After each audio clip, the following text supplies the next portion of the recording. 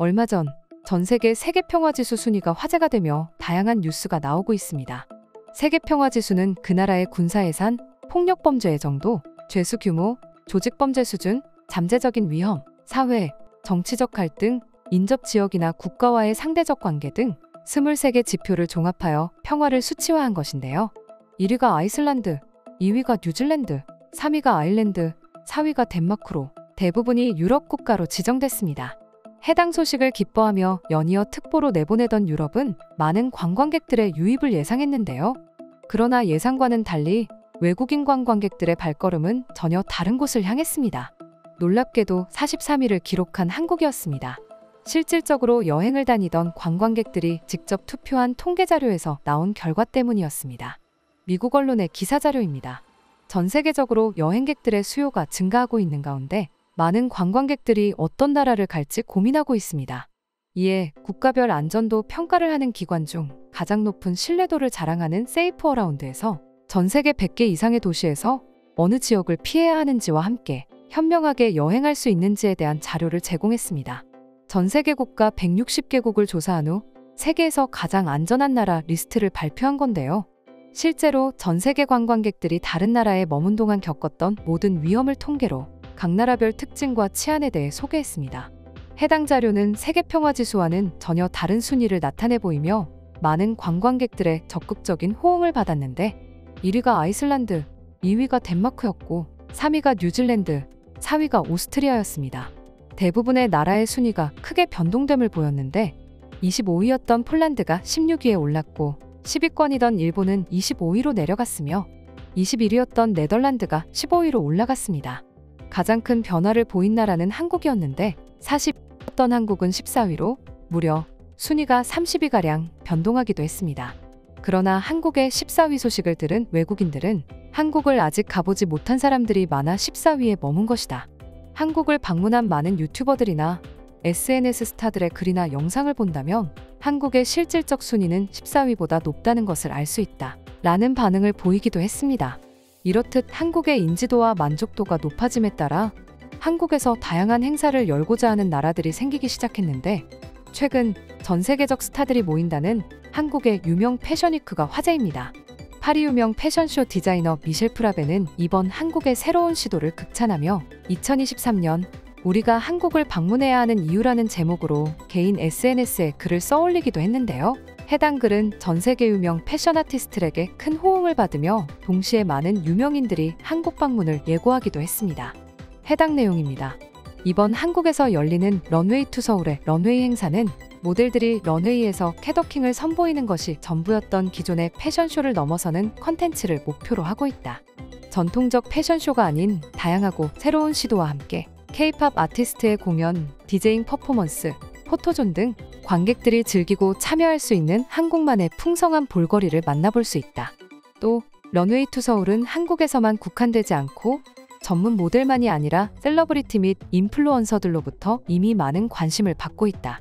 이번 신개념 미래형 패션쇼는 올해 서울에서 출발하여 뉴욕, 파리, 밀라노 등 세계적 패션의 성지로 뻗어나갈 것으로 보인다. 한국이 패션업계에도 큰 영향력을 미칠 것으로 보인다. 이미 다방면으로 성장 중인 한국이 어디까지 성장할지가 가장 큰 관심사이다. 해당 소식이 전해지자 많은 유명인들이 한국을 방문하며 각종 영상을 찍어 올리기 시작했는데요. 한국에서 열릴 유명 패션쇼를 참가하기 위해 미리 방문한 수많은 유명인들이 한국에서 놀라운 걸 발견했다며 다양한 글과 영상을 올리고 있습니다. 그중 오스트리아에서 미녀 모델로 유명한 스타가 한국을 방문해 다양한 문화를 즐기던 중 한국에서 겪은 놀라운 광경을 찍어 올렸는데 그녀가 한국에서 겪었던 내용의 글과 사진이 퍼지자 유럽에선 유럽이 한국에게 안 되는 이유라며 큰 화제가 되고 있습니다. 해당 내용의 번역본입니다. 안녕하세요. 오스트리아에서 패션 모델을 하고 있는 네러디스입니다. 제가 한국을 처음 알게 된 건 한국 드라마 오징어 게임 덕분이었습니다. 오징어 게임을 보는 내내 전혀 색다른 문화를 가진 나라의 드라마가 이렇게 재밌을 수도 있구나 라는 생각이 들었고 드라마를 정주행하고 나서 제일 먼저 든 생각은 한국을 직접 가보고 싶다는 것이었습니다. 하지만 소속사와 계약 기간이 얼마 남지 않아 한창 바쁠 때였고 건강상의 이유로 해외여행을 쉽게 떠날 수가 없었습니다. 결국 한국 방문을 미루고 언젠가 갈 수 있겠거니 하고 때를 기다리고 있었는데 마침 파리 유명 디자이너가 한국이 유명 패션쇼를 개최할 예정이라는 소식을 전했습니다.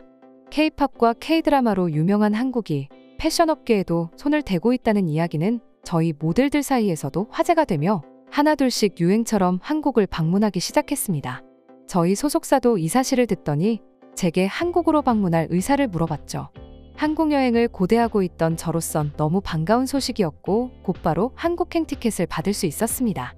그렇게 보름 동안 한국에서 지내는 동안 오스트리아와 비슷한 한국의 모습 덕분에 행복한 하루하루를 보낼 수 있었습니다.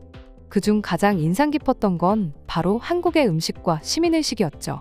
우선 한국의 음식 문화는 빈 요리와 크게 다르지 않아 거부감이 없었습니다. 빈에서 쉽게 볼 수 있는 비너슈니첼이라는 고기 튀김은 한국에서 돈가스라는 음식으로 팔리고 있었고 제가 좋아하는 비너 비어스트에는 한국에서 비엔나 소시지라는 국민 음식으로 맛볼 수 있었죠. 또 립 전문 레스토랑은 한국인들 사이에서 숯불 돼지갈비집이라 불렸는데 한국인들도 선호하는 맛인지 여기저기서 흔하게 볼 수 있었습니다. 그렇게 행복한 한국에서의 답사를 즐기던 중 왜 외국인들이 한국의 시민의식을 세계 최고라고 소개하며 한국이 여행 가기 좋은 나라라고 외치며 찬양하다시피 하는지 알 수 있는 사건이 생겼습니다. 저희 팀이 숙소를 잡은 곳은 종로였습니다. 한국 패션의 중심인 동대문과 서울의 다양한 볼거리가 몰려있는 을지로와 붙어 있었기 때문이죠. 오전엔 밖에 나가 한국의 패션업계를 찾아다니며 조사, 공부했고 해가 지면 한국의 문화를 경험하며 한국의 생생한 모습을 체험했습니다. 사실 보름이란 시간은 한국을 완벽하게 이해하고 체험하기엔 턱없이 부족한 시간이라 매일같이 밤에 들어갈 수밖에 없었죠. 그렇게 매일 아침 나가 밤에 들어오는 일상을 반복하고 있었습니다. 그날도 평소처럼 늦게까지 시간을 보내고 집에 들어가는 길이었죠. 피곤한 몸을 이끌고 집에 가던 중이었습니다. 빨리 숙소에 들어가 뜨거운 물로 샤워를 하는 상상을 하며 걸어가고 있는데 숙소 1층 문 앞에 무언가가 걸려 있었습니다. 아침에 나올 때만 해도 못 보던 물건이라 뭔가 하고 쳐다보긴 했지만 피곤해서 궁금하지도 않았고 해외에서 남의 물건을 함부로 만지다 큰일 날 수도 있기에 그냥 숙소로 들어갔습니다. 그리고선 다음날 아침 다시 숙소를 나서는데 문 앞에 어제 본 가방이 그대로 걸려 있었습니다. 맑은 정신에 보니 뭔가 궁금해 자세히 쳐다봤는데 그동안 배운 한국어는 옷에 관련된 게 전부였기에 청바지라는 단어밖에 안 보였고 더욱 궁금해진 전 사진을 찍어 번역기를 돌려봤습니다. 번역기를 돌려보니 놀랍게도 가방에 써있던 말은 잃어버린 물건을 찾아가라는 내용이었습니다.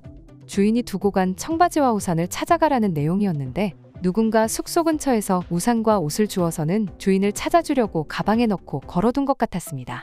남의 물건을 훔치는 나라가 유럽 대부분인데 비해 오히려 주인 없는 물건을 가져가라고 두고 가다뇨. 거기다 진짜 주인이 나타나기 전까지 아무도 손을 대지 않고 있다는 건 정말 놀라웠습니다. 한국이 원래 외국인들 사이에서 치안이 좋기로 유명하긴 했지만 실제로 제 주위에서 이런 일이 일어나니 그제서야 실감이 났습니다. 한국인들의 시민의식이 얼마나 대단한지 알 수 있었죠.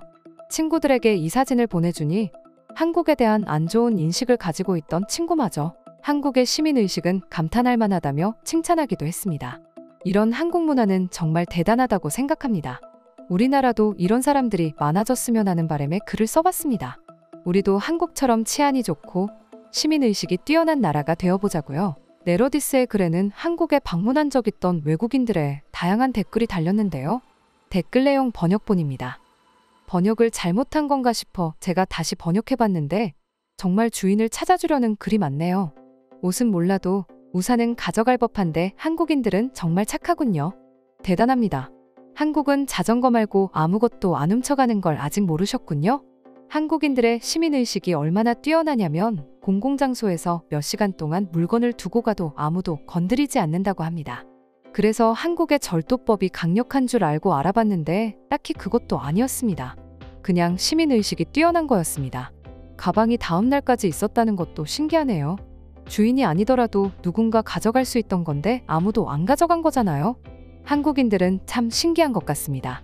저런 교육은 어디서 받은 걸까요? 한국인들은 오래전부터 잘 뭉치고 조건 없이 도와주는 민족이라는 이야기를 들었는데 요즘은 시민의식마저 강국이라는 소리까지 들리니 한국인들이 참 부럽습니다. 최근 많은 유명인들이 한국에 방문해 다양한 영상과 글을 올리며 본인들이 겪은 한국에서의 경험담을 통해 한국에 대한 칭찬을 늘어놓는 사례가 많아지고 있습니다. 해당 소식을 듣고 한국에서 공연을 하고 싶다는 유명 가수들도 생길 정도라고 합니다. 앞으로도 한국을 방문하는 외국인들이 한국의 좋은 모습을 보고 떠나길 바라며 이상 파노TV입니다. 시청해주셔서 감사합니다. 구독과 좋아요는 영상 제작에 큰 힘이 됩니다. 눌러주셔서 감사합니다.